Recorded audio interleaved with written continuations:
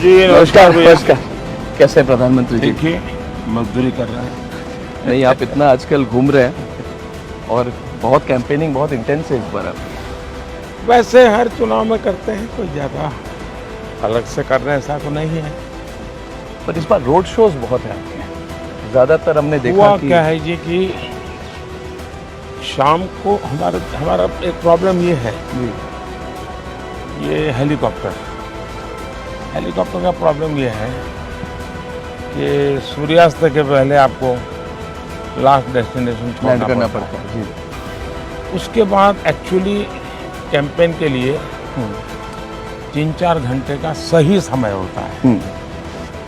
अब वो मेरे जैसे को काम नहीं आता है क्योंकि मेरे लिए तो फिर उसमें से मैंने एक रास्ता खोजा जी, कि जहाँ मेरा डेस्टिनेशन ख़त्म हो जाता है तो मैं एक स्थान पे रोड शो कर लूँगा, तो एक एक्स्ट्रा कार्यक्रम मेरा।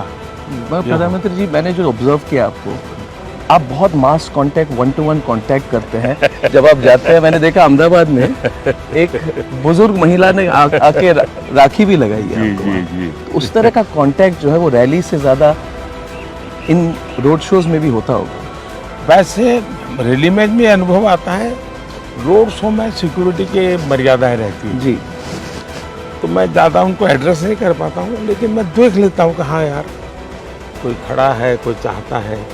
जैसे कुछ बच्चे आजकल पेंटिंग बना के लाते हैं, ले आते हैं। हाँ, लेकिन उनके समाधान के लिए मेरा मन करता है कि मैं उनको ले लूँ। अगर एड्रेस है तो मैं चिट्ठी लिखता हूँ बच्चों को। जी, तो मोदी जी, ये कैंपेन मैं तो आपको बहुत सालों से फॉलो कर रहा हूँ। ये कैंपेन में कुछ अलग आपको लग रहा है पिछले 2014 या और माहौल की बात जो होते हैं, इंटरव्यू से पहले पूछना चाहूँगा, ओवरऑल माहौल कैसा लग रहा है आपको इस बार? देखिए, 2014 के चुनाव में जब मैं गया जी, तो देश मुझे जानता नहीं था। मैंने थोड़ा बहुत मीडिया से जानता था और मैं गुजरात में काम करता हूँ, उतना ही पता था उनको। उनको ये मालूम तो था नहीं भाई एक्चुअली क्या है, तो लोगों की क्यूरियोसिटी बहुत थी। तो 2014 में देखता था, मैं जो चीज़ कहता था उसको वो बहुत ही एक प्रकार से नापने की कोशिश करता है, ऐसा मुझे उनकी आंखों से दिखता था।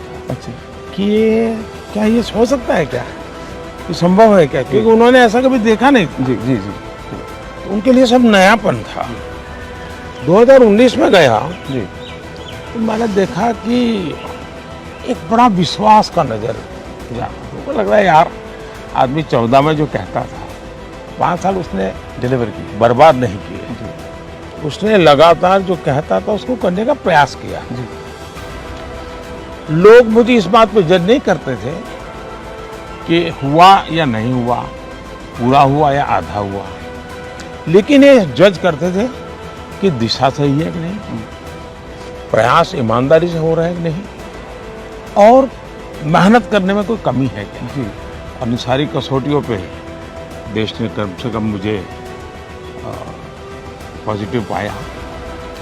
19 में जब मैं गया तो ये अनुभव था। जी, 24 में मैं देख रहा हूँ जी, कि मेरी सफलता ही मेरे लिए चुनौती बनती जा रही है।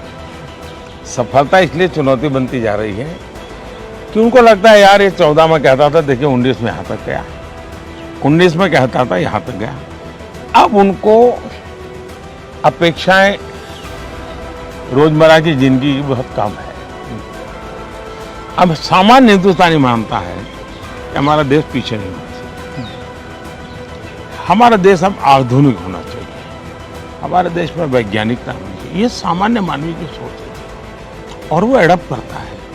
खास करके डिजिटल इंडिया ने जी, इसको अनुभव करवाया जी, जी, जी, कि ये सब संभव है, हम भी ये कर सकते हैं। जी, सामान्य मानवी को, वरना टेक्नोलॉजी, घर में घड़ी भी टाइम सेट करना है तो पहले सोचता था कि घड़ी का टाइम सेट, तो बच्चे को बुलाता है, अरे देखो यार वो घड़ी लेट चल रही है, सेल बदलना है। तो आज ऐसा नहीं है एक, और इसलिए मैं समझता हूँ कि ये समय